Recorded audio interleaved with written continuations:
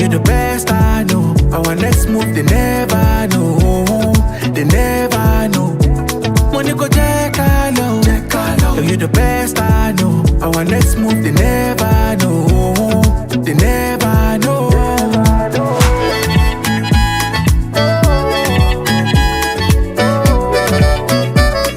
They never know.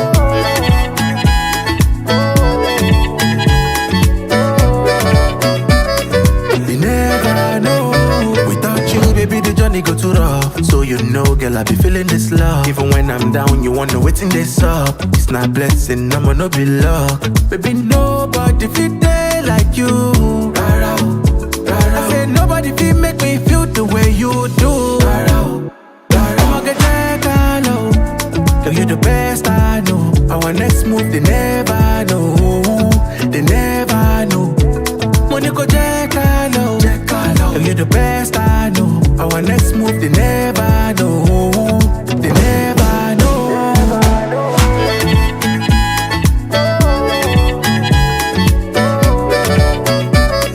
They never know.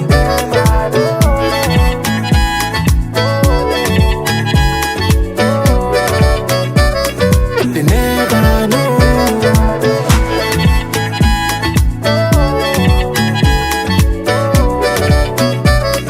They never know.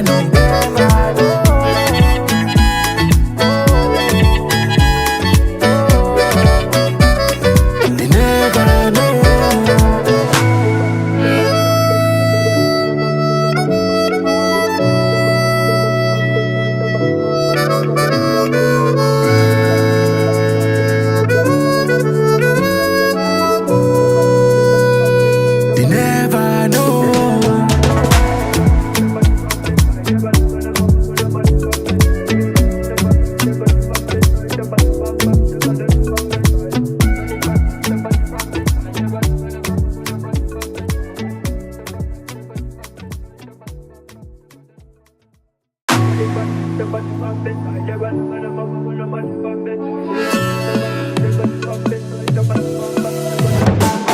My lady, you know me, no fi give up on you never. Wanna be with you forever, forever, forever, forever. Oh baby, where we they go? Now forward ever, backward never. Them they pray make we run down never, never, never, never. I'ma get that low. Girl, you the best I know. Our next move, they never know. They never know. Money go check I know. Girl, you the best I know. Our next move, they never know. They never know.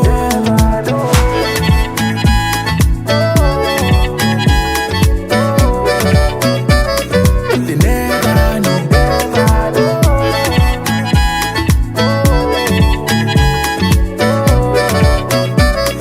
They never know. Without you, baby, the journey go too rough. So you know, girl, I be feeling this love. Even when I'm down, you wanna wait in this up. It's not blessing, I'ma no be luck. Baby, nobody feel day like you. I said nobody feel make me feel the way you do. I'ma get that I know. Girl, you the best I know. Our next move, they never know. They never know. Money go check I know. Girl, you the best I know. Our next move, they never know. They never know.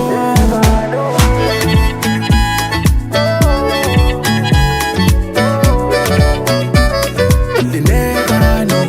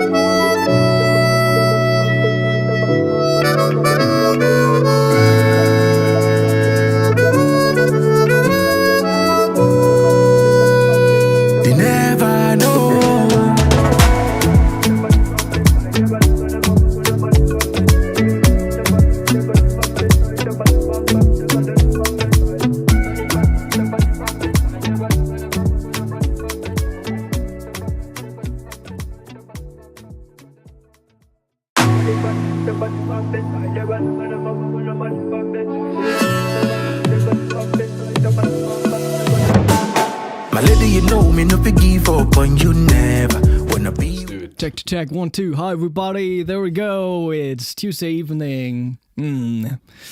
5 past 8 p.m., I guess. We're back with another episode of the Hohner Live. And this is episode 134. Incredible. This is the third time we are talking to each other. Filip and I. I think the first time we did this was like 4 years ago, at least 4 years ago. Maybe even 5. So I think every 2.5 years we can catch up, I guess. Yeah. So I'm glad you're joining us tonight again. And yeah, I think you're the harmonica player out there. Oh, thank you. That's nice words. Which is wonderful, and I like that phrase too. Yeah. Yeah, harmonica. Yeah, I'm a nerd. I mean. Which is incredible because you built this fantastic Patreon platform, and you're writing about the harmonica on your harmonica blog, which is its own website. And yeah, it's always fun to hang out, and I think we can always talk for hours about harmonica, but we're gonna stick to 1 hour for tonight approximately. Yeah. So you're in your hotel room right now, somewhere in Sweden. So what are you up to? Sweden.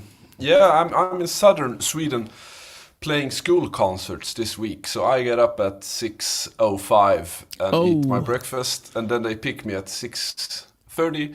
Then we go drive to a school and then unload a PA. Pack up the PA, build it, sound check, and then we play 2 concerts for school children. It's age 10 to 15 this week. And it's really beautiful. This is like a sponsored or run project. So this is the 3rd week with this in this area. I have done like 4 or 5 weeks of this. So it's lots of gigs, lots of work, but really, I mean, it feels very important to play for the younger generation. And it's also very important to spread music culture and the cool thing about playing an instrument these days. Because I think, that's a thing that we can do as musicians, to spread the love of music to younger people. And I'm playing jazz and blues. I'm playing almost the same thing that I'm doing on my concert to the normal aged audience. I mean, just that we have some more.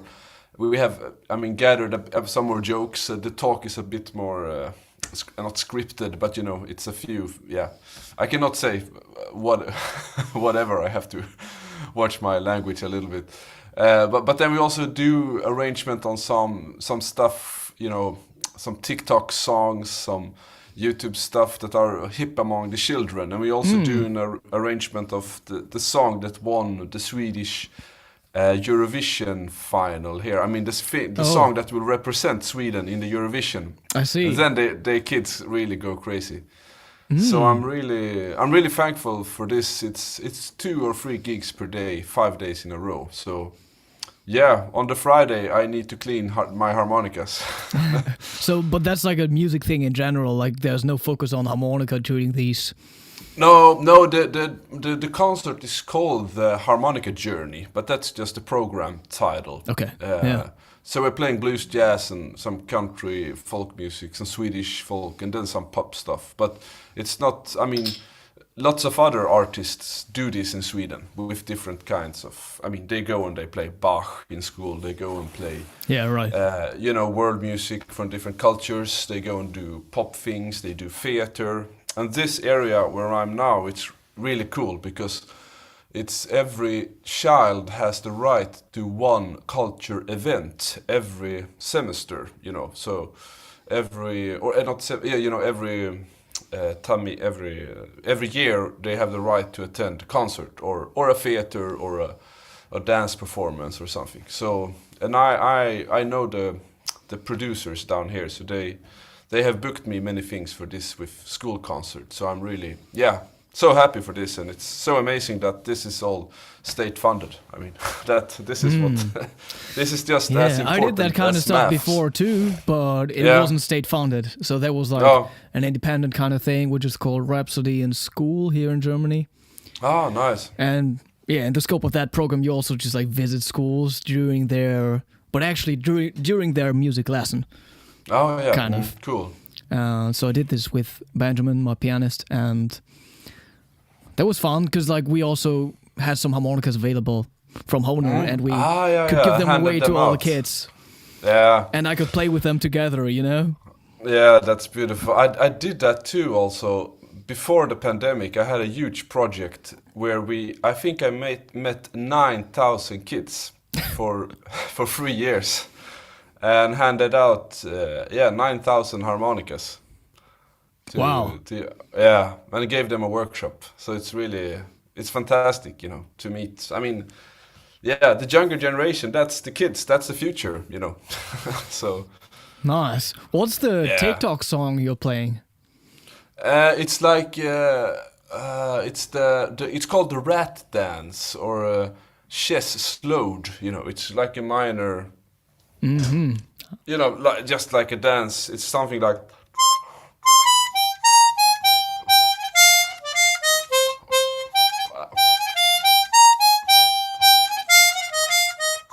And that's kind of the melody. And then we have there is guitar, bass, and drums, and we are really doing it. You know, it's a full dance arrangement, and I have a, you know, delay, reverb pedal, and it sounds all over, and we have lights, and everyone goes crazy. Me too. So I really enjoy it. Nice. So you're using some pedals? Yeah. Yeah, finally. I'm just about to like sell my pedal board because I haven't been using it at all. But just like a few days ago, I started to record some amplified harmonica videos. Yeah. But that was just like using some internal stuff. So that was just using my UAD or some plugins by Neural DSP. Yeah, nice. Yeah, that's high-end stuff. It works really well. Yeah. I mean, why do I need to carry all those pedals? I mean, this comes from the guitarist in the band. He's really good at pedals and all these things. So I think it's like a helix stomp thing, little box. So I can have, first I have a EQ, and then I have a compression simulator. So nice to have some compression live, you know, you don't have to fight it. Yeah. You can just play very hard or very soft. And then I have a reverb and then a delay, tape delay thing that's synced to the tempo, kind of.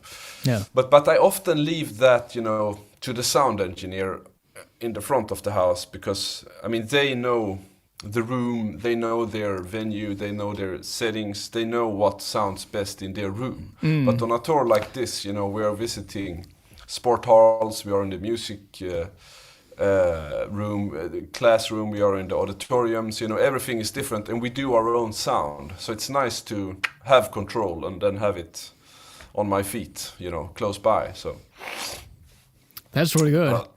But I've been in a way, I've been thinking if I should have my own reverb all the time. But at the same time, you know, visiting venues, you should also, you know, be able to trust the engineer and trust that they know what sounds best in that room. Yeah. Because often they do, you know, because they are working there every night. So, yeah. Nice, yeah. Yeah, that's just my opinion. And then also, if you have a lot of pedals, all of that will come back in your monitor. And maybe you don't want, you know, a delay in the monitor. It can, I mean, it can work. It depends on how much you put it in the mix. So what's that processor called that you're using right now? Helix Stomp. Okay. Yeah, it's like €800. I will buy one directly when I get home from this tour. Because I have like a nice reverb unit from Strymon, really good, and a delay, but it's too advanced, you know. It's like it looks like a flipper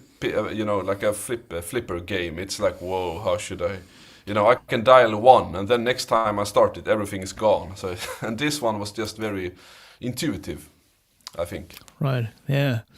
Let's check out the chat. Yeah. People tuning in from Ohio, USA. There's Dick Stjurberg from Sweden. Oh.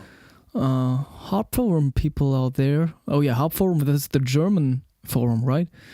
Michigan, USA. Harp Maniac is tuning in from Poland. Bonn, Germany. I'm playing in Bonn the day after tomorrow. Nice. Shane is tuning in. Yeah. Fabio from Brazil. That's wonderful. Yeah. Nice. Oh, there's Joel too. Oh, good. He's gonna troll. Yeah. So we're gonna do some great stuff later this month in Berlin. Oh yeah. So that's also where we met in person last year at the Philharmonica Festival, and we met in Korea too. Oh yeah, that was even after. That was after, but yeah, Fen was first time in a long time. Oh right, yeah. Yeah. Could be. So we're gonna meet in Korea again too. Yes. Yep. That's early August. And yes. Before that, late May. We're gonna be in Berlin for the Fan Master workshops. Exactly, that they are arranging in Central Europe this year. It's really cool in Berlin. So I'm gonna have a chromatic harmonica. It's like a harmonica teaching weekend, you can say. And I will teach chromatic for 3 days. You will do diatonic, and then Victor Puertas on the diatonic in blues style. So it's really nice that it's both jazz, chromatic, and then in your more advanced diatonic style, and then traditional diatonic harmonica style. Yeah. Like, I wish I could just sit down in your workshop, to be honest, and just learn some chromatic, you know? Yeah, welcome. No, that would be really cool. Maybe I can be like, oh yeah, with my class, I'm just going to be like, oh yeah, we're going to visit Filip's workshop. Yeah, exactly. How to, But yeah, I'm really enjoying teaching like camps and things. I think that's really really that's what I wanted to ask. Like, did you do this before? Like, actually giving a workshop that lasts for several days? Yeah, I have done that every week. I have a week in June in this area too, in Blekinge in Sweden, where in the summer it's like a jazz and world music camp for 5 days, which is really fun. So then I meet. It's like 2 ensembles per day, and then an open seminar every day. So then we work with songs longer time. Oh, but that's not harmonica. Yeah. No, that's not. That's normal musicians. Yeah, but did you give like a multi-day harmonica workshop before? Multi-day harmonica workshop. Have I done that? I need to think. Not on the same subject. I have done that, on Harmonica Festival, having workshops every day, but then it has been different subjects every day. This time I'm teaching more like a course, how to be a professional harmonica player in 30 days, or you get a refund. Oh, that's it. Nice. So how do you kind of prep for something like this, or do you prep at all? Yeah, I prep. I mean, I have material. I have essential songs that people have to check out and learn. And then I also have, in jazz harmonica, on the chromatic, I think there are a few essential techniques and idiomatic instrument technical foundations that you gotta have down if you want to sound jazzy on the chromatic. And then what is sounding jazzy? That's an artistic question. But there are definitely things that sounds more jazzy or not. So I think I will work with those two all the time. And then also it often comes the question with the. I mean, I will also work with the improvisation aspect, because there is both the the scale approach, the chord tones approach, and I mean that's the two big kind of lanes that you can travel in. But then you can also add more kind of abstract, an abstract roadmap. You can, play from the melody, play only on the bandmates, play with the rhythm, play, more like philosophical things. So I'm also gonna discuss and elaborate on this with the students. So yeah. All right. And you? Yeah. How's my workshop even called? Like, starting out, kicking things off, I think I was in touch with them, and I wanted my workshop to be called I actually forgot about this one because they didn't like it. Aha. I wanted it to be called Elite Level Harmonica Workshop. Yeah. So for them, it sounded like a little too elite. Yeah, too elite, or like too advanced, like whatever. Like it could scare some people, whatever. I don't think so at all. I should still think it's a really cool name. Yeah, and it's nice to raise the bar too, you know. Yeah, but let me check how they called it now. And then mine is called like the Art of Jazz Harmonica, I think. Okay, yeah. Festival? No, that's not festival. Academy. That's what I gotta click. Chromatic harmonica. Yours says. This is the German version. English. Just trying to translate the art of jazz harmonica, a deep dive into techniques, improvisation, and repertoire.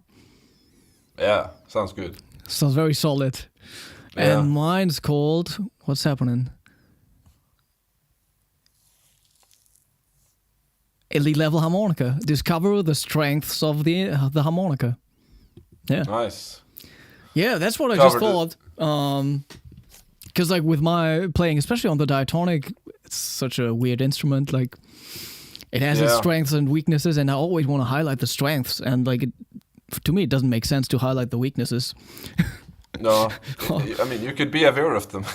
Yeah, I think that's like so important for any player who wants to sound advanced. Does that make sense? Yeah, it is. Just like not only being conscious about the strengths and the weaknesses of the instrument, but also being conscious about your own strengths and weaknesses, you know? Yeah. Yeah. Interesting. Yeah, but will you teach like specific songs or more technical deep dive? I mean, of course we need songs, but I think it's a lot of ear training and phrasing and dynamics. A lot of tone. And tone would be nice, yeah. Yeah, nuances. And trying to incorporate like different rhythms and like this world music aspect, which I really like. Just like, sounding authentic in different styles, you know. Nice. And then something which I started to call timbre compression. Timbre. Timbre compression. Yeah, nice. So yeah. Like to make every note sound even, or kind of, like equaling out the different ways of producing a note on the diatonic. Yeah, exactly, because that's the funky thing. That every note is not produced. And I started calling it timbre compression. I think it's really cool. I should Yeah, you should sell a course on timbre compression. Yeah. I mean that was one of the, how can I say, I mean one of the things that made me direct myself a bit toward the chromatic more, because I felt like I was pushing the diatonic a lot. Yeah. And I felt like I want a more even sound on every note, you know. I also want to have an even sound on every note. Right. So I mean, you know that I sometimes grab the chromatic. So yeah, exactly. Yeah, I've seen it. Especially for some of these purposes, yeah. Yeah. There's Marcos in the chat. Hey brothers, I will watch it later because now the Barcelona game starts. Oh, yeah. Champions League. Yeah. Yeah. Anyway, see you in Seoul very soon. Yeah. Yeah. Babak is tuning in. Oh, nice. Hopmania, could you give an example for the timbre compression? Yeah. Yeah, it's very obvious. I don't know, if you just like cut off like all the higher frequencies, like almost as well as possible, cupping your harmonica, everything will sound more equal. So like if I play 6/0 draw and 6/0 overblow without doing like any cupping at all, you will hear all the available overtones kind of, right? Yeah.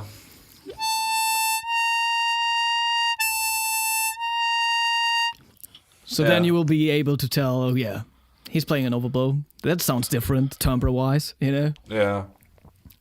And the more you cup, the less you hear it, kind of. So if I really cup, it's like...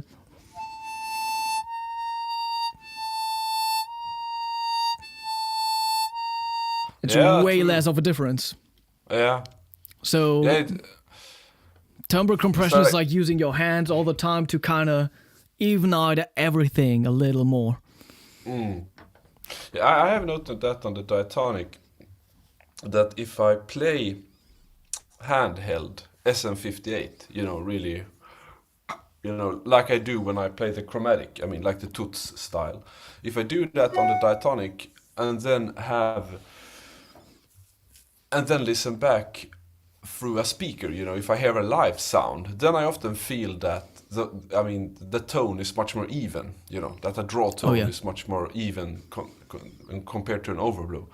But if I practice at home, with nothing, then there is more unevenness. Yeah. And also if I record handheld diatonic, I can often hear more clear when it's a draw or overdraw. But when it goes through a whole PA and a speaker, then it's like that live system is like scoping out things from the note, so it sounds more even. You understand? It's pretty fascinating.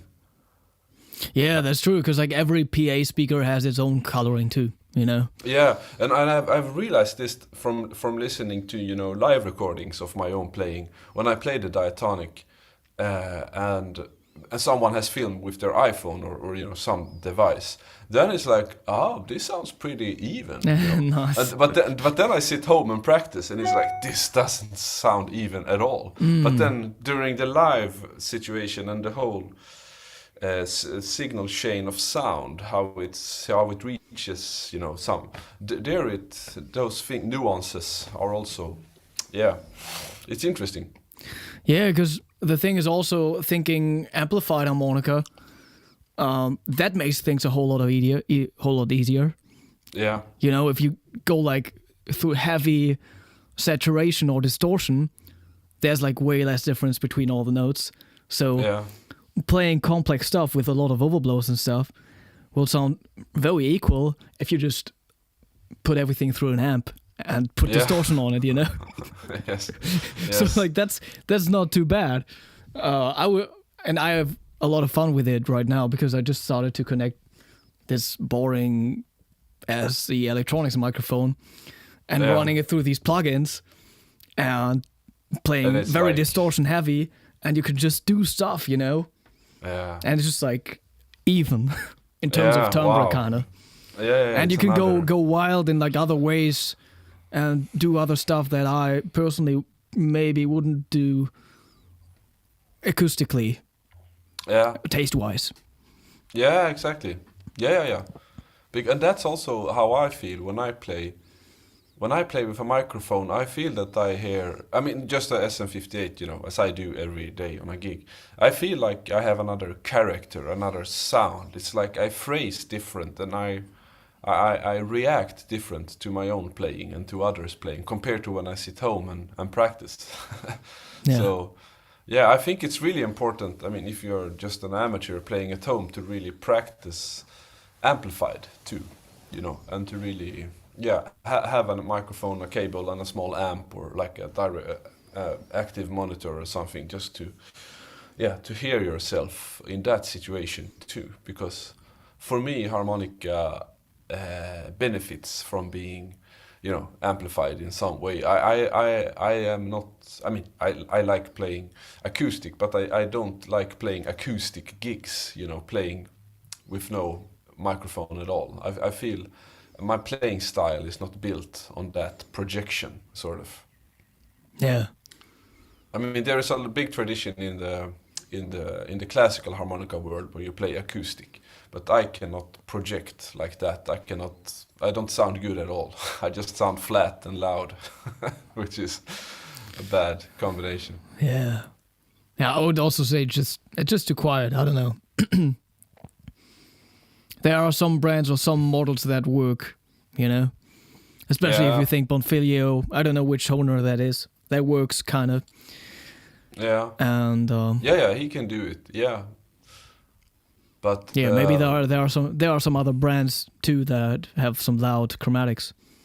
Yeah, but I think also that the chromatic I mean, it can. I don't think it can really. Maybe it can. I don't know. I don't have the right experience to talk about this. But in the situations I have been, I have never felt that that the acoustic power of the harmonica has been enough compared to other instruments. Like a violin will always be louder, a flute will always be louder, 4 violins will always be louder, a grand piano will always be, because those instruments are built in a time 200 years ago where you optimized the construction of the instrument to sound beautiful in a concert hall together in the symphony orchestra. The harmonica was not in that league.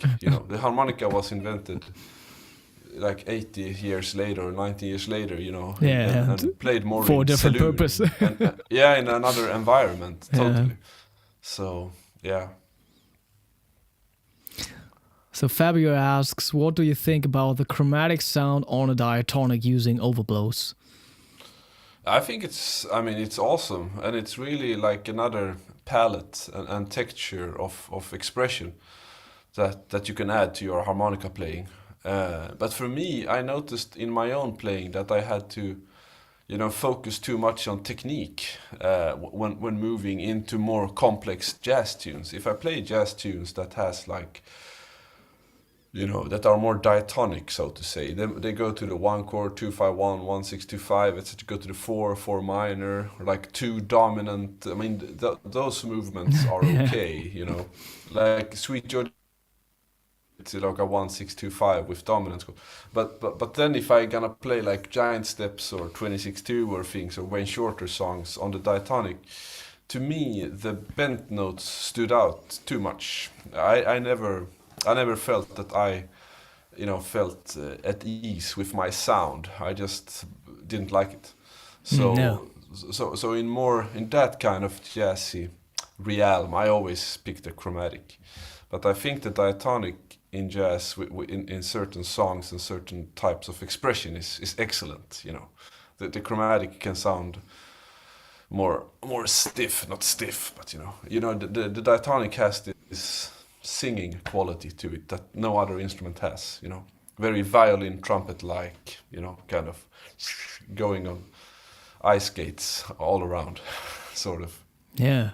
I wonder what I would think about the sound of playing chromatically on a diatonic if I wasn't doing it myself. If I was a guitarist or whatever and would hear it for the first time.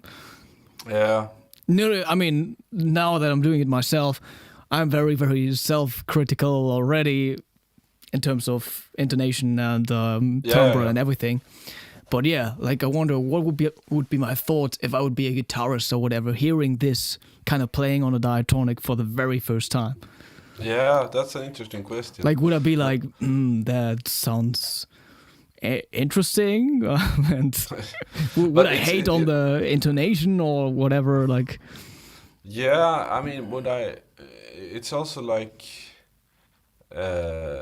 it's like, I play lots of other instruments too. Yeah. And play jazz on other instruments too. So I have a bit of, reflection on that. But I also think it's kind of what context the diatonic is in, Because if it's like an acoustic guitar and a double bass, and it's kind of this D minor Dorian groove with a E flat 7 or, G minor C7 sound up to the D minor, then a C diatonic, then you can play any note and bend as much as you like. It will just sound awesome. Yeah.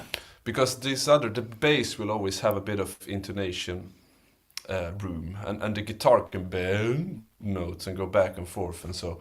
But if you're playing like, with a grand piano only, like you are doing, then I feel you cannot scoop around so much in the diatonic. You have to be more precise, I mean, that's obvious, but I never really thought of this. Like, it might be easier to intonate playing with a guitarist than with a I think with so. a And also pianist. like with a violin player or with another fretless double bass or like oud or some other. There is some really cool world music stuff. When Howard Levy plays with Trio Globo, I just want to listen for hours with cello and percussion. And it's the ultimate kind of, for me, instrumentation to play chromatic diatonic too. But to me, I don't know. Maybe I'm I'm stiff, but when I'm playing very complex chord progressions and stuff, moving very fast, sometimes I feel that the intonation is more evident on the diatonic. You know, when every pitch is set, you know, from the other instruments, because that always relates to the instrument harmonica, so to say. Yeah. So, yeah. Yeah, but then I also think like on other instruments, people are just way more used to hearing the instruments faults, kind of like, you know, like just noises an actual physical instrument makes while playing it, you know. People are used to some sounds the trumpet makes while playing it, or a guitar, you know, like string sounds, sliding around, whatever. Like people are used to that, and yeah, I'm maybe just getting like overconscious of that stuff on the harmonica. But it's also, I mean, it's also like a hit or miss, because if you're gonna play like C, F, G, A on a diatonic, if you play, I mean, then it's, did you mean to slide there, or was it an accident? Maybe it was.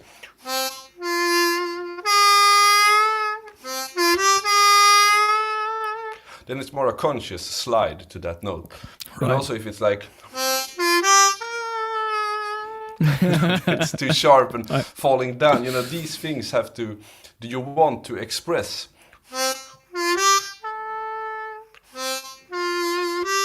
And I think my F is a bit too low, too sharp. That's okay.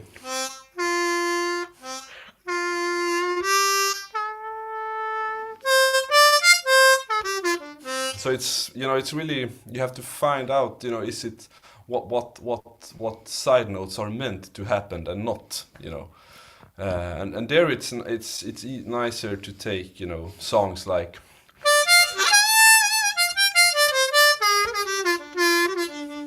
you know, to play that expression than maybe to do.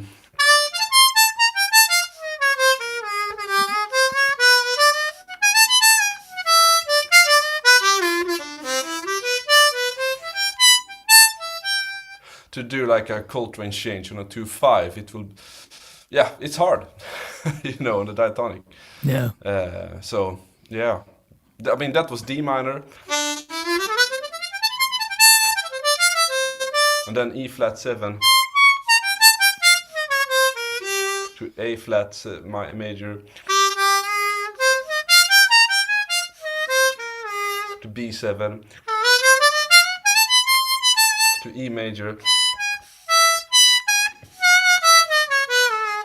to G, back to C.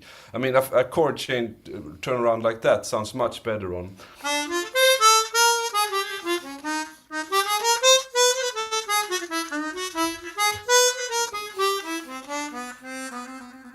the chromatic, you know, to me, and at least when I play. So yeah, I mean, I try to choose songs with taste.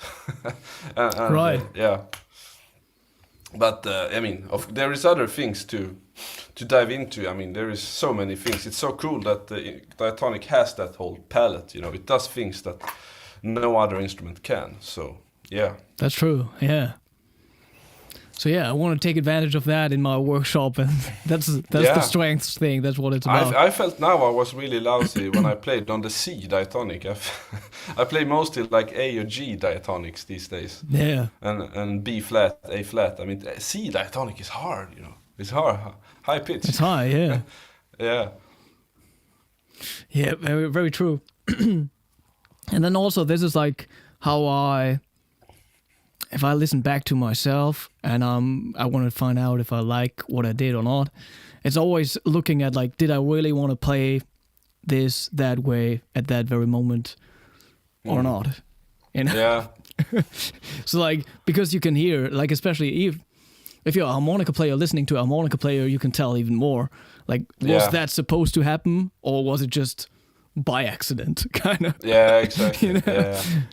So and like, then also it's and good if I feel like, oh yeah, that's everything that was being played felt like had some intent, then it's amazing. Like that's my goal, kind of. Yeah. But I mean, yeah, I mean, you have fantastic intonation of the diatonic. It's like, you know, hats off. I always felt I need to practice when I hear you play concerts. It's just relative pitch, I guess. Yeah, but I mean, perfect pitch. Oh no, I mean, intonation has nothing to do with relative or perfect. That's how I make sure that I'm intonating right, you know. Yeah. It's like, you know, that's kind of a fine grain salt that you like fine tune. You know, if you have super good focus on a camera lens or something, it's like you have the ability to really, you know, nail something to something, you know, kind of. So yeah. Yeah. What else? Sylvan says, are you bothered with harmonicas being all tuned so high, even such as 444 on a Hohner crossover? It's a pity we can't have 441 or 442 by default. Are crossovers tuned to 444? That's nasty. That's high. I'm not sure about that. That sounds pretty high. Yeah. I don't know. I don't have a crossover, but it sounds very sharp. You know, for me, it's very sharp. I mean, it depends. If you're playing with a piano that's 443, it's perfect. But that's not so common. You know, that harmonica players play in concert hall with piano. You do that mostly. But that's true. But are you 441 or 442? My harmonicas are so out of tune. Oh, nice. Yeah. And I'm just like adjusting. So it doesn't matter. It doesn't matter. Like I'm adjusting every single note. Yeah. Either way, like no matter what, like because sometimes also the pianos are like tuned differently. And then I mean, right now I should send them to my customizer to have them tuned, but if I play the 7-hole draw is like super low because like that's like compromised tuning on my instruments. Ah, okay. I wanna rather go with equal temperament from now on, I guess, but I mean, I cannot play with compromise. I feel seasick if I play with compromise or just with, and then playing with other instrument. It works if I play like a boogie in G with a guitar player, or in E. But if I play like a blues in D with a piano player, I just feel out of tune, you know. Because it's like my brain is so tuned to equal temperament. I guess it was fine when this was freshly being tuned, but it's been a while. Yeah, and also maybe you played other music when you got the instrument too. Yeah, might be. I don't know. I don't even know like what's the actual compromise here. I know the 7 is a little flat, and the 5-hole blow and 2-hole blow are a little flat. But I don't actually know what he did. No. But like, when I'm playing myself, you know, that's out of tune, you could say. But then when playing just by myself without any accompaniment or other instruments, it's like I'm just trying to equal everything out, kind of. And that's the same I do with other instruments. But if you take hole 2 blow on that instrument... Yeah, now I'm playing an A and you're playing an E, so that's and then I could feel that. I mean, do it again. I mean, you're lower than 442 on that. Yeah. But maybe the instrument. So that's a thing that you often tune down on compromise, the 2 blow. Right. I mean, I played an A because then we could compare fifths, you know. So if you play that 2-hole blow again.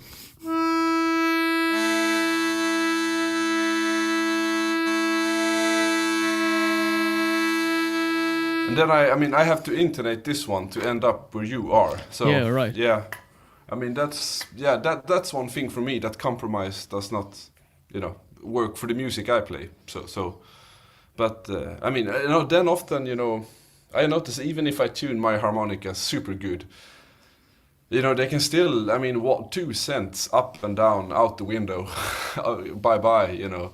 It's so many things affect them. So harmonica is really an intonation instrument. I mean, I agree with everything you say. I mean, that you really have to listen and float. Yeah, like you also gotta intonate on your chromatic, you know. Yeah. Of it's course. Like not like I can just play the note No. And, but I mean, I think I can make any well-tuned harmonica sound out of tune. You know? With just not doing proper resonance and pitching. So yeah. So Dara asks, what does the effects challenge refer to? Yeah, we have another challenge on Twitch coming up later this month, and I called it Special Effects Challenge, which was a suggestion by some people out there. And it's basically just about recording your harmonica. I mean, you could use effects while recording already, but we're talking digital effects.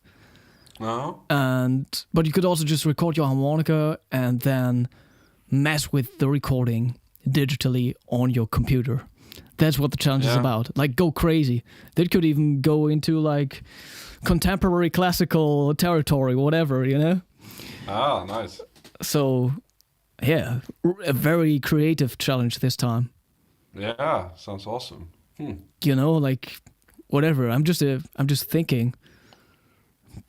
Just record something. You could resample yourself. It could have rhythm in the end too. Nice. Just go crazy, yeah. Joel says they actually have been getting higher and higher lately, usually between 443 and 446. Oh man. Crossover. I mean, we're talking crossovers here, no? Yeah, wow. I think that's because, you know, harmonica manufacturers, they make instruments mainly for amateurs, and amateurs play very hard, so often they sink down in pitch because they play hard. But then, you know, 446 is really... That's like titanium, you know, that's really stiff. But the thing is also, if you... I mean, you can argue that the general pitch these days is 442. That is correct. If you maybe talk to like the Vienna Philharmonic, or, you know, like a big orchestra in a classical music world. But I mean, most harmonica players play with guitarists or, you know, pianos or digital pianos that are tuned to 440. You know, every tuner that you buy and tune your guitar to is set on 440. Yeah. So, yeah, then the harmonica should be 442, kind of, you know. That's a good start. You know, 446 is like, that's way up there, you know. So, yeah, I mean, that's annoying. I don't know, and I play mostly, you know, Suzuki harmonicas during daytime and nighttime. And I mean, they are around 442, 443. You know, they are never lower and never higher than that. So. And are all the Suzuki models tuned to equal temperament? No, I think the Olive is. The rest is some kind of compromise that I retune. Yeah. But I also think, you know, compromise. It sounds good for blues, and if you have been listening to, you know, Little Walters, Vanderbilt Williamson, and every other blues harmonica player from the history, you have that sound in your head, and just intonation and compromise sounds fantastic, you know. And I have listened to those heroes, but I have also listened to Toots Thielemans and Larry Adler and, you know, Tommy Riley and all of the other, you know, musicians, and also so many other instruments, you know, John Coltrane, Miles Davis, you know, different jazz musicians, and pianos and things that are tuned equal. So I think the amount of my listening time has been more to equal tuned instruments compared to just intonation or compromise. But if you mainly listen and play and absorb blues, I mean, then I think compromise will work good for that genre, and that will also reflect what you hear, you know. So, but I have never heard, when I have played blues, which I have done a lot too, I have always tuned to equal, and no one has complained. So, you know, yeah. I think I told this before, but I played this orchestra gig, film music thing, and we played Moon River, and I played it in first position, I guess. And on my regular diatonic, you like compromise tuning, and then playing the 7-hole draw, like the major 7th. I was low all the time with that orchestra, and I noticed, and I was like embarrassed while rehearsal. And also, like, the first violinist was like, you noticed that was kind of low, right? Exactly. And I was like, oh yes, I'm like very conscious of it. And then I actually had to use another brand's harmonica for the gig, just for that song. Yeah, but don't tell anyone. I was in a similar situation because I mean, there is this big discussion, should you stretch tune a harmonica? And stretch tuning is a thing that you do on pianos, and all other wind instruments do it naturally when they intonate and play. And guitarists do it, sometimes. Some guitars are pitched higher and lower, it depends on how intonated they are. But I stretch tune my harmonicas, meaning that I tune them a bit lower in the end and a bit higher in the end. Because I have been playing also with symphony orchestra and brand new tuned, grand pianos by a maestro. And then I played a chromatic that was not stretch tuned. And I was like, I was so flat. Every time I came up there, it was like 4 cents flat. 6. I just felt seasick.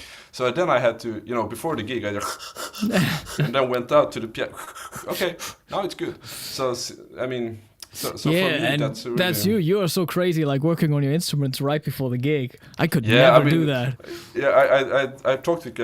I did a little workshop today, also on the school, and we said that the band, the musicians in the band, sometimes they are like very nervous because my harmonicas can be in, full dismounted IKEA package 15 minutes before the gig, and I just but that, I mean, I have confidence in that, and I have hanged out a lot with Dick Hoberg that was in the chat. He is my, harmonica hero, my teacher for many years. He's from southern Sweden. We spent a lot of time for 10 years, every Saturday, tweaking and digging harmonica and harmonica music. And also I've spent a lot of time with Joel Anderson, nerding about harmonicas. So I have a lot of, I feel confident in opening it up. I often adjust the slider tension between songs, If it's like, I need a bit faster slider here. And then this Saturday I noticed on almost the last song of the set, I did like this, then I felt like this area was rattling. So then I had been, playing this for, 2 hours, and that screw had been going, and then I could like boink, boink, whoops, and then I said to Emil, my guitar, I have to fix a screw. Can you do an intro? So then he did an intro, and I took a screwdriver, and then I had to tell the audience, adjusting the slider, that's like, tying your shoes. If you're a football player, you need the right pressure. So sometimes I do that on stage with the chromatic, adjust spring tension and air tightness, and but maybe I'm a bit crazy. I don't know. Nice. Yeah. I mean, I would go in there and do some gapping on stage. Yeah. Yeah. I mean, Benjamin is playing a solo, and I noticed something, and I just got my gapping tool, and I just go in there and. You do that on stage. Yeah. I have not done. I often have 2 of every key. So if one doesn't work, I take another one, or I just close my eyes and play until it sounds. Right. Yeah. What would you say? How does one develop good taste? Because I would say, ask me? Yeah. It's a good taste in what? Because I would say, in music, I guess, in playing your instrument, because I feel like that's something that, that maybe plays into knowing about the strengths and the weaknesses of you yourself and the instrument too.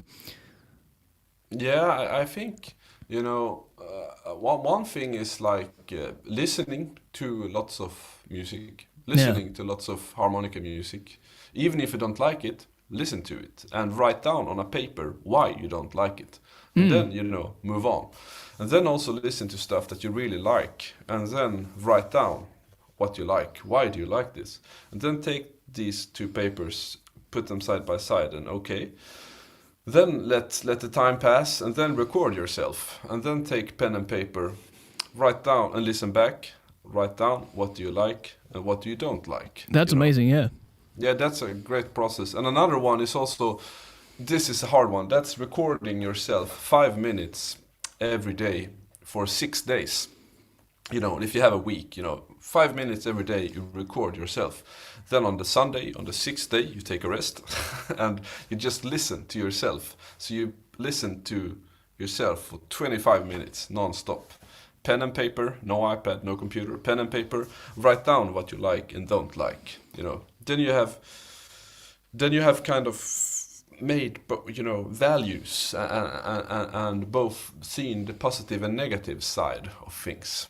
So, and it's also interesting when you feel that, why don't I like things? Why do I like things? I like that because it's in tune, or I like that expression because it's a bit, you know, out of tune, but it's so confident and full of love and respect. So I like that, or I love that sound because, you know, it's just so strange, it's so out. It's like, you know, having yellow jeans and a black shirt or something, you know. So it's really, I mean, that's one thing, you know, really reflect, pen and paper. That's really native for the brain. Yeah, I feel like it's so important to record yourself and feedback yourself. Yeah. And also, I mean, for me, all this posting on Instagram and YouTube and all the social medias has really been like a practice, you know, diary. Kind of started during the pandemic, you know, putting out what did I play, and then I, you know, take 128, let's put it online, you know, when you have, and then, okay, this is good enough, then I put it up, and then I find that 1 week later, it's like, oh, but so that's really a great process too, to really dare to listen to yourself, and also dare to listen to others that you like and don't like, you know, to value things you don't like. I mean, you upload stuff pretty regularly. I'm sure, like, you've recorded stuff before that you thought you're gonna put up, but you didn't, right? Yeah, then I forget it, you know. I really have upload dementia. I upload and then I forget where my phone is, because we have a small baby at home, so everything is, when I'm home, it's like, you know, it's like it is.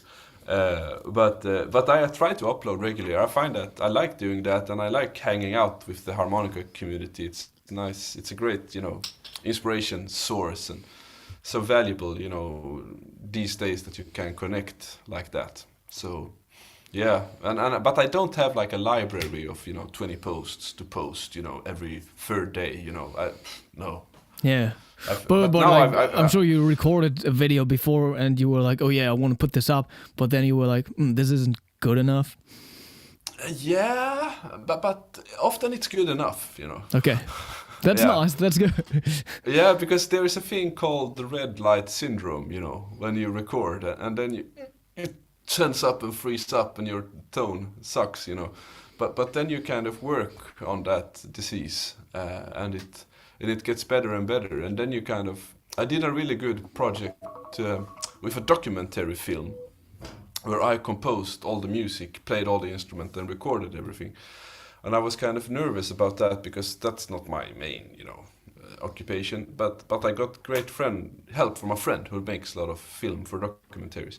And he said such a good thing. He said that when you are 70% satisfied, then you send it away, you know, to the film producer, because you have to trust them that they are, you know, they are as good as using your music in their movie as you are with making music. You know, it's their prime job to ljudlägga in Swedish, you know, to put music into films. That's their main thing.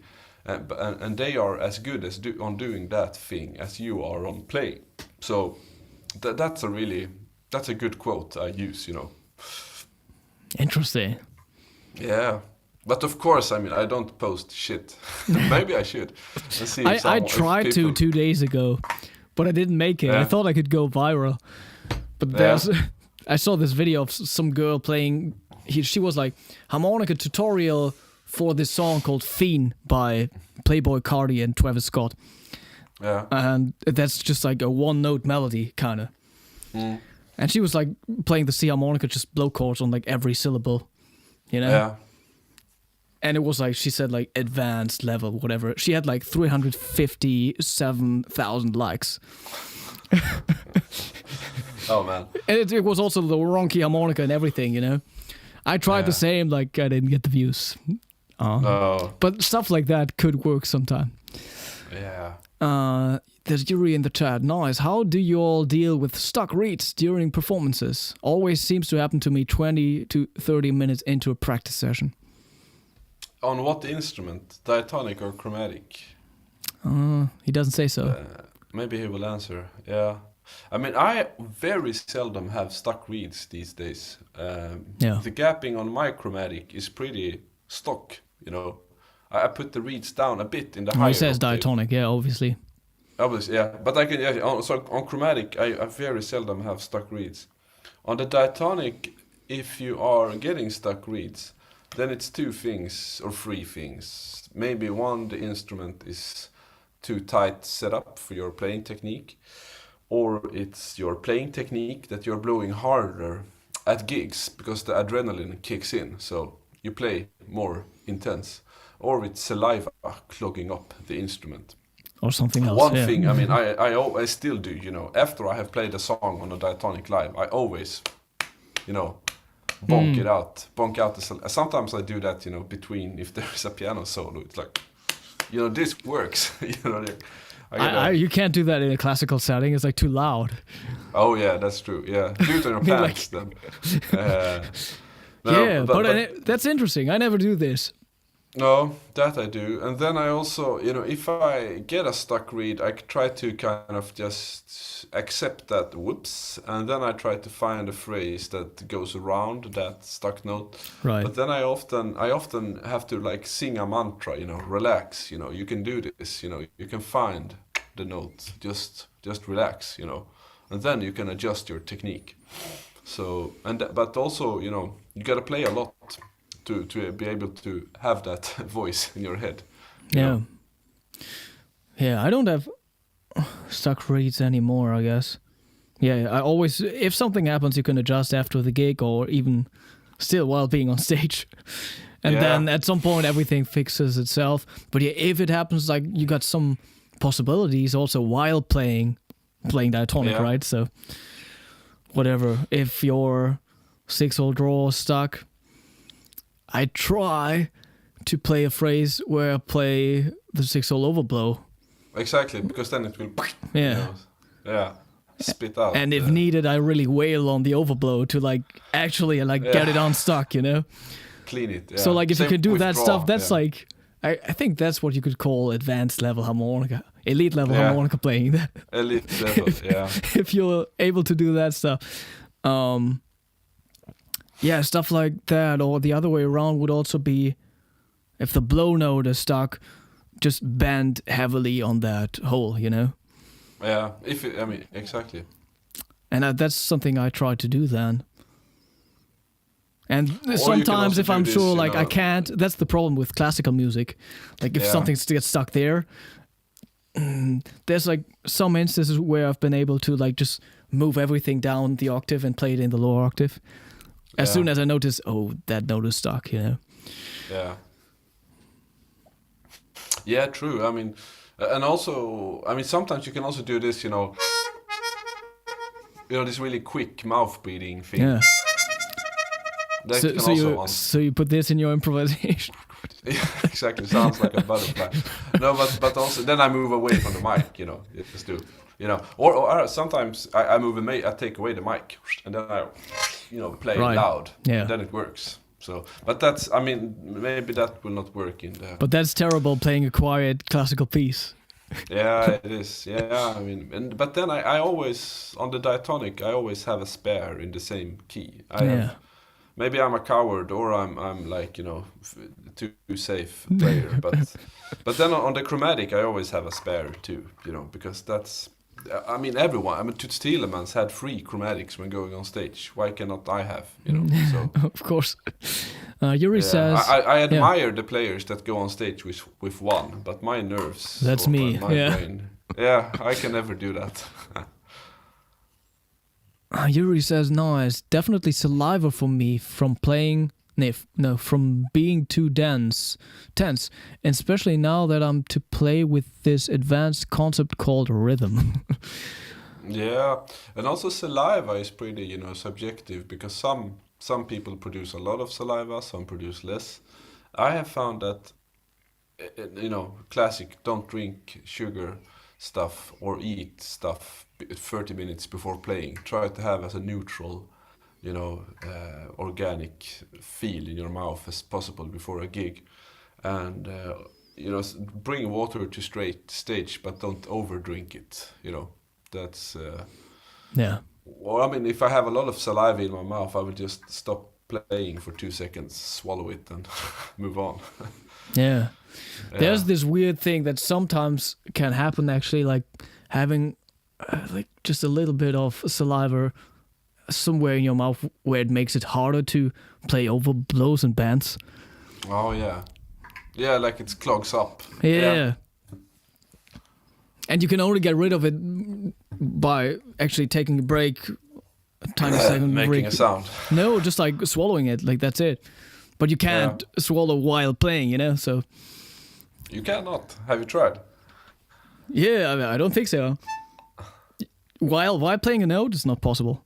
No, that's true, no. Yeah, then you have to leave out a few notes, swallow, and then continue. That's a problem in classical music. Yeah. Man, man, now I get scared for classical music. No, I'm not.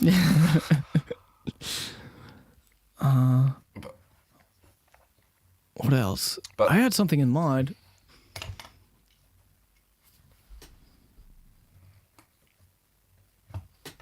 Yeah, never mind. Sylvan's asks, I need a tutorial from Filip about playing with such a mustache. Mine gets stuck all the time if I don't keep it razor thin. Yeah, I mean that's a Patreon lesson coming up, a whole series. Oh, nice! You're gonna sell a course on this? That's amazing. Yeah, exactly. Mustache heart. Can I get a discount? Of course. That's what my Berlin course will be about. No, but I mean, I think like 11 millimeter, trim the sides often. I don't trim every day, but I trim once a week. Then it's fine.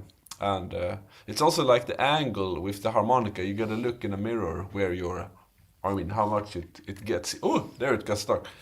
If I do like that, it gets stuck. If you have bigger mustache than me, you might have problems. But looks is also important for expression and personality. Yeah, Gaga is tuning in. Nice. Ramblin' Harp, how often do you clean your chromatic harmonicas? I have a deluxe steel, and after 2 weeks my valves start sticking, and it needs to be taken apart and cleaned. I don't get this with my other chromatics.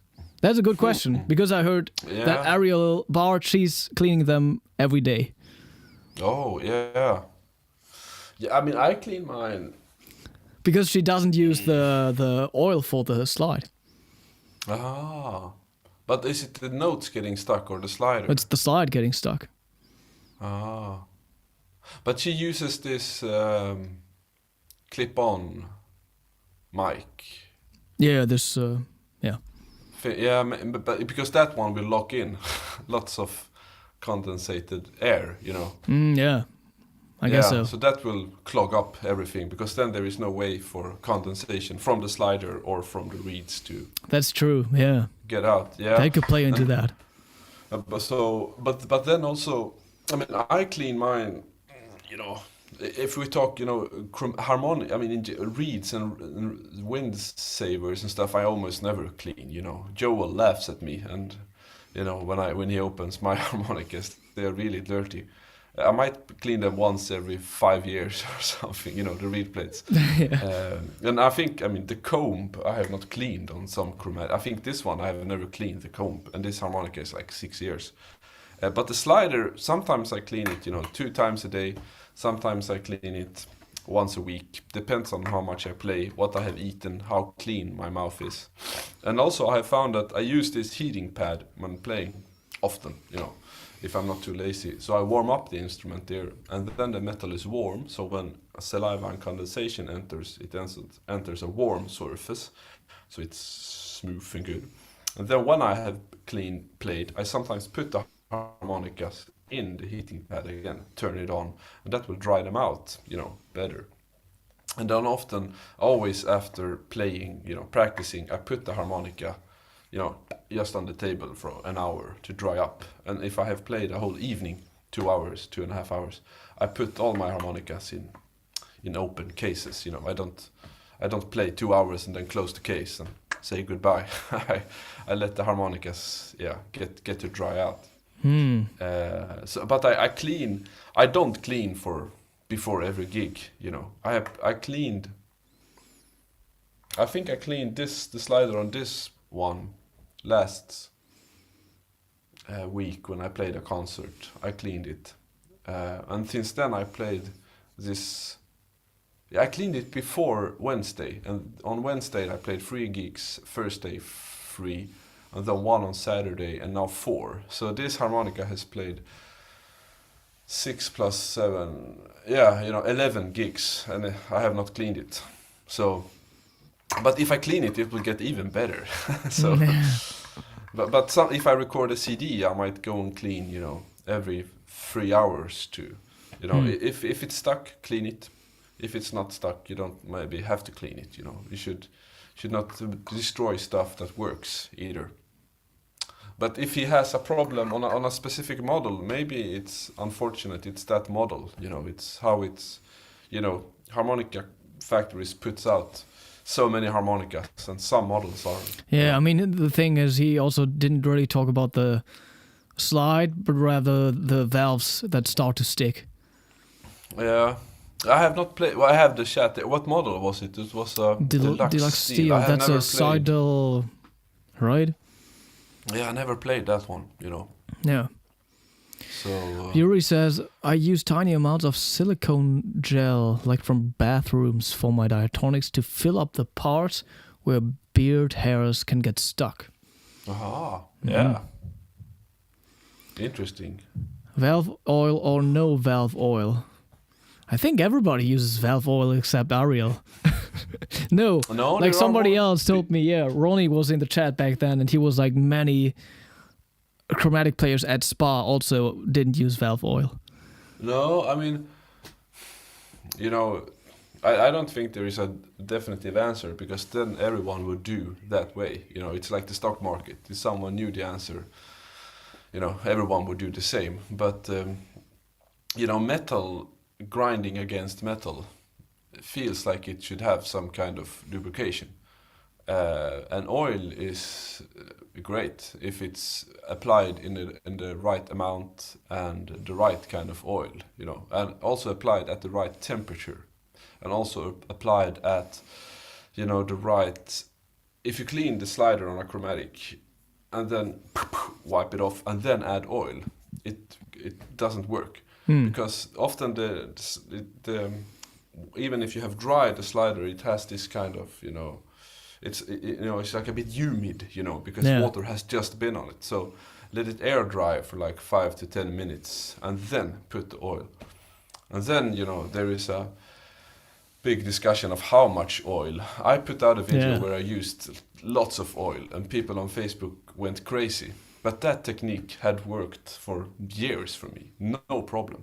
But I felt ashamed, so I tried the things that the people said. And one guy, I think it was Michael Easton, he said, add slide oil, to the shorter, if this is a slide and this is this, you add oil just here on the thinnest edges of the slide, because then you add oil where the saliva doesn't enter so much, but then leave the other areas. Okay, great. And then I spoke with Grégoire Marais. He said he only applies oil where the screws are, in this area where there's pressure. He does. Yeah. But if I find my oil, I add it. If I don't find it, I don't add it. But I find that it always works better. It's those extra 15 to 20% if I add the slide oil. But I can still do a concert without slide oil. But I could do a recording session, but not a whole CD. And then I would go out and look for my oil for a while. So yeah. Gagi says, I switched on chromatic and playing 5 hours a day. Man, that's crazy. Why did you switch to the chromatic? I'm planning to enter Filip's Patreon. How much time do I need to play well and be comfortable on the chromatic?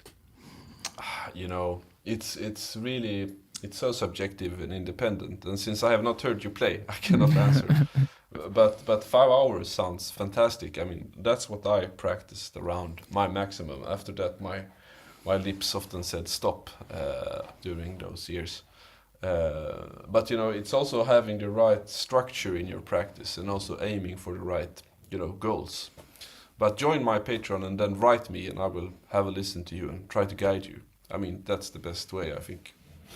It's hard to give a perfect answer just like this. Yeah.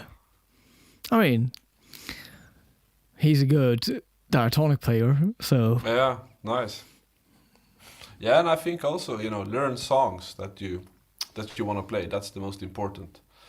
And also learn scales and arpeggios and so. And if one has played the diatonic for a long time, you often have very strong harmonica muscles that are adaptive and fast and strong, which is good. But sometimes they can be a bit too strong. On the chromatic, you have to be a bit more sensitive.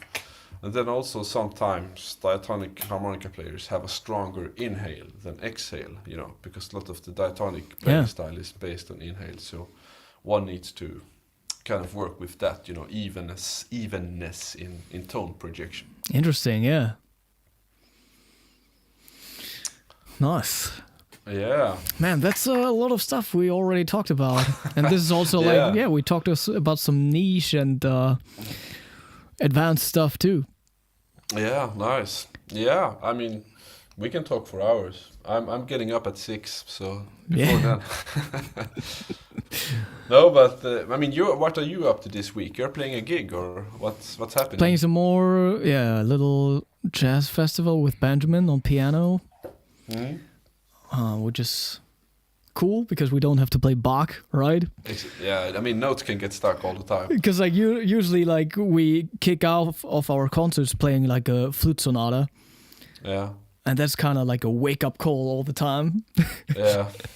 But this time we can just like chill out and play some jazz, Yeah, nice. So that's really cool. And playing some more classical concerts next week where we got to play some Bach. Yeah. That's always crazy. Like it always makes sense to revisit that stuff before a concert. It's just Bach different. is like the answer in music. He's the in the math book. If you skip to the end, you find all the right answers. Bach is like that. Yeah, and I mean then we gonna link up in Berlin, right? Yeah, I mean I that's should soon. Put the link to the fan workshops in the chat too. Yeah. Boom, I there mean, it we'll is. welcome everyone that want to join. It will be like a nice harmonica event, I'm sure. Yeah, and so also, there's 3 workshops, Victor Puertas, there's Filip and me, and there are additional lectures too, and nice. concerts, jam session. Wow. All the good stuff. Yeah, sounds like a party. So yeah, that's coming up. That's like a 3.5 day kind of thing. Nice. And I know after that I will fly straight back, and on the Monday I will play a summer concert with a children choir. That's a nice sound, Oh Kids yeah, from everybody loves that. Yeah, age 5 to 10, 40 kids singing, and it's like, sound of angels, Yeah, that's when people start to cry in the audience. Yeah, me too. But how is you? I mean, you are a diatonic player, but you also play the chromatic. Have you found, switching between 12 and 16 annoying or fun, inspiring or frustrating? Oh, I don't know. Like first it might have been a little harder to remember where I'm at on the instrument playing a 16 hole. Yeah. But I don't have any problems with that anymore. No. And it's like jumping from between diatonic and chromatic, like it's like more and more so that I can also just like blindly grab either the 12 hole or the 16 hole chromatic, and I can hit the note that I want to hit, which is good. Like yeah, I mean, practice in a dark room, that's or eyes closed, that's but that's also I noticed, because someone asked me today too, how can you know, I mean, how to find the right note. But I often look, if you're gonna play, it's enough if I just look at the instrument. And I don't have to look and know where to put. I don't have to, aim. Right. But it's like I just have to. Okay, that's hole 7. So and then also I think everyone has some kind of system. If you know the size of your own hand, how where your knuckles are, how you can divide stuff. Yeah. But it's really good, to close your eyes and take out the chromatic and like, okay, I'm gonna play a G in hole 7 or G in hole 3 or some, But yeah. But you know what's weird? Like, let's say I want to hit like a whole step bend on some harmonica, 3-hole draw. Yeah. I think even without, like, I don't have absolute pitch, whatever. No matter which harmonica key I'm gonna pick up, I think I can hit the whole step bend. Yeah. Why is that? I don't understand. No, I think it's like it could be muscle memory and like timbre memory too. That when you think of the whole step bend, you like your brain kind of at least roughly, Yeah. I mean, I think I'm kind of the same, I mean, for me, 3-hole step is like, love that note, On some keys, it's more annoying on others, but I can think of bends and then I kind of know, how to play them. And some keys, you have to pitch higher, lower, etc. So, but yeah, I mean. Like if I just like blindly grab something, I want to try now. I'm gonna blindly grab a harmonica. I don't know which key this is.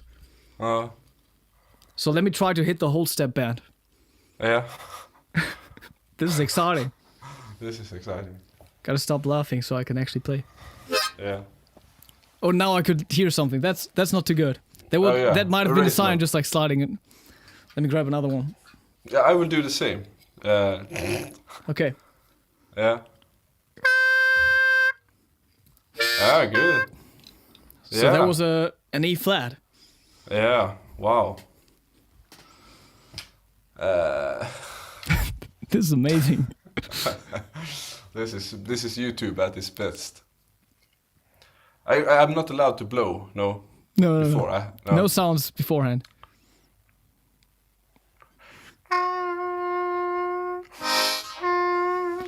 Yeah. Yeah.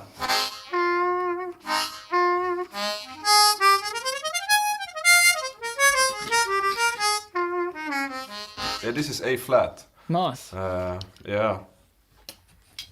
I was a little bit sharp, I'm sorry. But yeah, I noticed. Yeah, I'm sorry.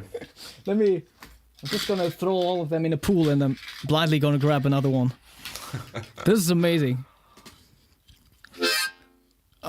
Man, I always do this. This is like a instinct. Yeah. Like I'm not supposed to for this.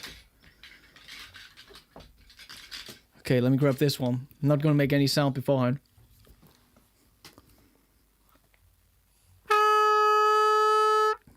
I don't think that's the whole step band. I think I played the half step band. Yeah. This is a B harmonica. Ah. Maybe I was wrong. Let's see if I can take my 16 hole. What note should I play?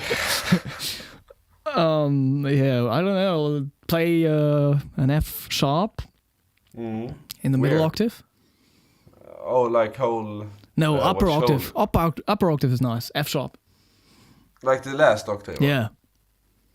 Upper end.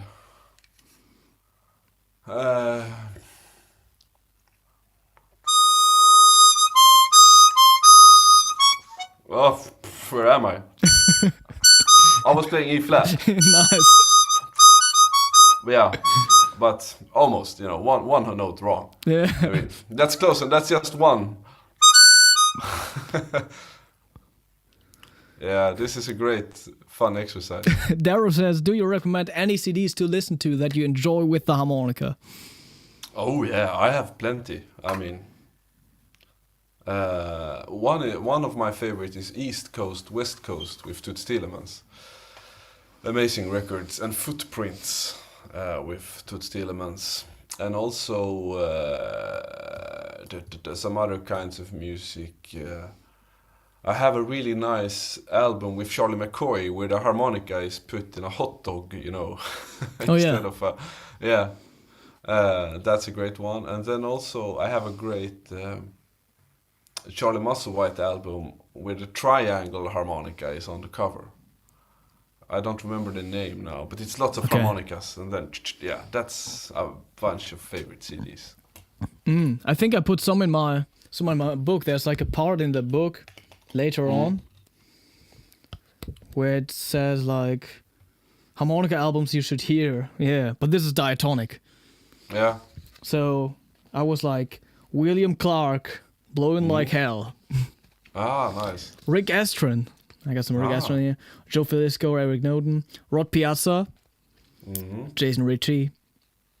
Then the duo album by Brandon Power and Pete Gazelle. Yeah, that's a cool one. And then the Carlos Del Honco album where he holds the harmonica. Howard Levy and the Flecktones. Yeah, Carlos Del Honco and Mariano Massolo. Yeah, no Filip Jers, or? Man.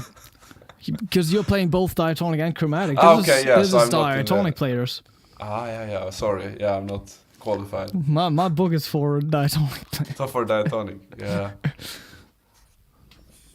So, I guess let's kind of make this the final question. This is Boris in the chat. Please explain your approach on diminished scale over dominant chord.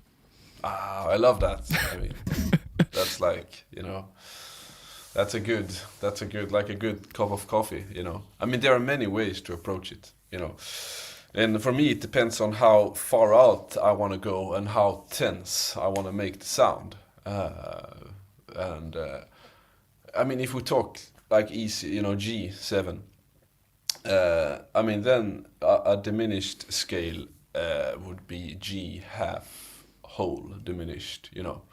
So G, this sound.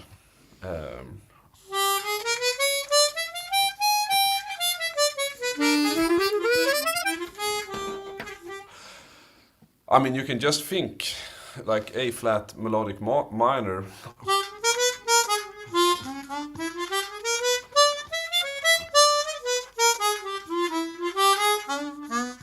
You know, just having that kind of sound is really very 8-note-ish, you know, bop kind of style. And then you can also really think like textures from other chords. So if you have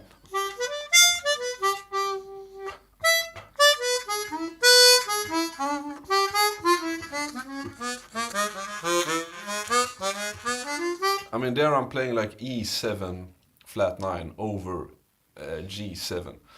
And that's because E7 flat 9 is in the G half whole scale, you know.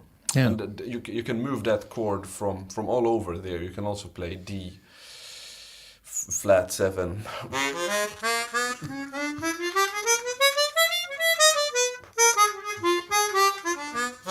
Or you can play, you know, all of the you know, from minor thirds. You can also do sounds like, you can also imagine like kind of an F minor.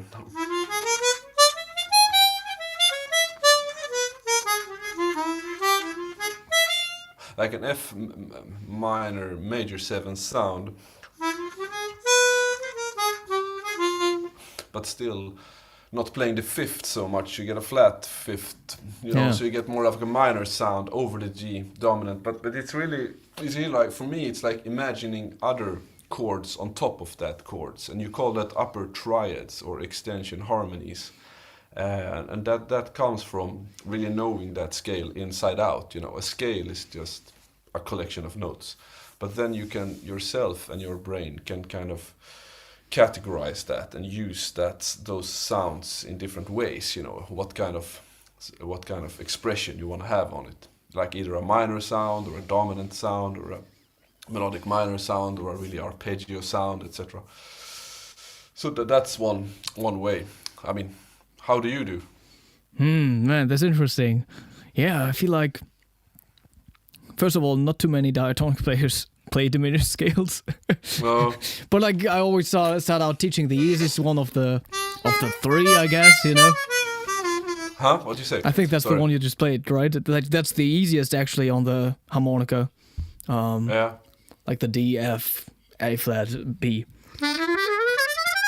That lays on very nicely on the diatonic, actually. Yeah. And then also another great sound is.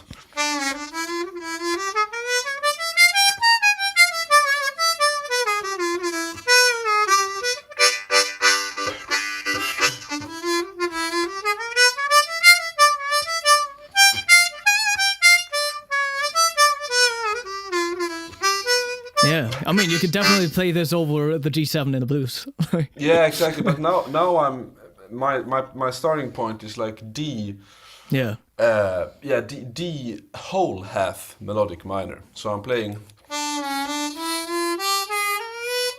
that scale, which is the same as G half whole diminished scale. So one has to realize that there are only 3 minor scales. So if you start from another note, you kind of can build another scale that is the same notes but just called another thing. And I do this all the time. It's it's like instant reharmonization. I don't care what the other ones play. I'm playing my own chords. It's like I can look at the paper with the chords and it's like, okay, yeah. But then I'm playing totally other things than what's written, because that's how I kind of hear and absorb things that day. It depends on how much of that mood I'm in. Sometimes it's really nice to play in, but sometimes it's really nice to play out. And I think the diminished scale is a really nice rocket to use for tension. Yeah. So, but yeah, that's what people should start out with on the diatonic, playing the diminished scale, I think. Just playing that one and resolving it to C, because then you can make sure, like, you get the feel of this and get it into your ears, like, kind of. Yeah, and also I think also that a really great trick on dominant chords is always to start from the 5th of that and play some kind of minor sound. That's really a classic jazz trick. That's really very common, that that you are starting from the 5th of the dominant chord, playing either melodic minor or whole half diminished or Dorian or something, because then you get that kind of floating nice sound where you're not emphasizing the root note so much. If you emphasize root note a lot, it's like you're often very stable and basic, which is good, but if you're on the 5th, which is the next stable interval in a chord, really stable, if you take away the 3rd, the 5th gives foundation and solitude, so basing things on that adds a bit of taste, but not too spicy, so to say. Yeah, that's a quick answer in 3 minutes, over internet. Guy from Andromeda, I just want to send some love to you both. I'm a complete rookie from Sweden, just been playing for a few weeks. You two, amongst some more on YouTube, has been my first inspiration, so lots of thanks. Nice. Here, thanks all for the stream, Yeah, tack, vad härligt. Cool. Yeah, I think we gotta round this up. I gotta go get my beauty sleep. That's nice. Yeah, you got like any routine, bad time routine? Everything is about routines nowadays, all over internet. Yeah, bedtime. I don't know. My phone goes to like bed at 9 or something. Then it's this sleep mode. So then I don't get any notifications or anything. Just my family, they can come through. So nothing. There is nothing. That one cannot grab my attention. But I have the best gift of them all. If I put my head on the pillow, I don't remember anything else. I fall asleep like that. Nice. Yeah. Right now, I'm very thankful for that. No routines on the bedtime. Just don't look too much at the phone. The phone is awesome, but also very annoying. So. Yeah. Perfect. So everybody, you can check out the description box below. There's all the links to Filip's socials. Cool. And you can follow us on all these websites and listen to some music on Spotify. Filip has some great albums up there. Yeah. With millions of streams. Yeah. And then also 2 million now on one record. Oh yeah. It's like, oh man, it's amazing. Yeah. Challenge is coming up on May 25th. Special effects challenge. And the next Hohner Live, we're gonna talk to Dan Murphy. Nice. And that's on May 22nd. The beatbox guy from TikTok. Oh, cool. So he's killing it. He also also participated in Germany's Got Talent a few weeks ago. He was on TV. Okay, wow. So very interesting. I want to learn some beatboxing rhythms from him. He's using all these different tuned harmonicas, like minor tune stuff. And yeah, that kind of bag. Yeah. Yeah, it can be really cool. As soon as you start playing different tunings and like using different harmonicas at the same time, and he makes up some great chord progressions. That's the thing, you know. I have TikTok, I think, but I swapped phone and then I went out, and now I'm not there. I have to check him out. Maybe he's on other social medias too. Yeah. All right. Thanks, Filip. Thanks, everybody. Awesome. Thanks, Konstantin. Have a nice evening. Yes, see you soon. Take care. Bye-bye.